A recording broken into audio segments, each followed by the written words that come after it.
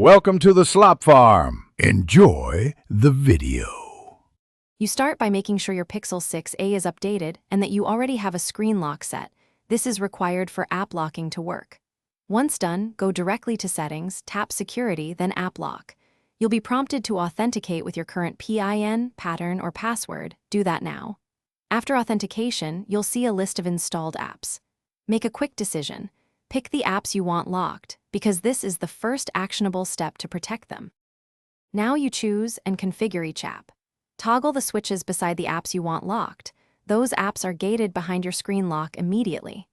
Make sure to enable biometric unlock if you want fast access with your fingerprint. This simply uses your existing screen lock for convenience. Also check how each app displays notifications and widgets while locked, because some apps still show previews. Adjust notification settings to keep content private. Once configured, test one app to confirm the lock engages as expected. Finish by verifying behavior. Open a locked app to ensure it prompts for your PIN or biometric. Make sure you know how to manage the list later. Go back to Settings, Security, App Lock to add or remove apps. If something goes wrong, here's the key troubleshooting tip.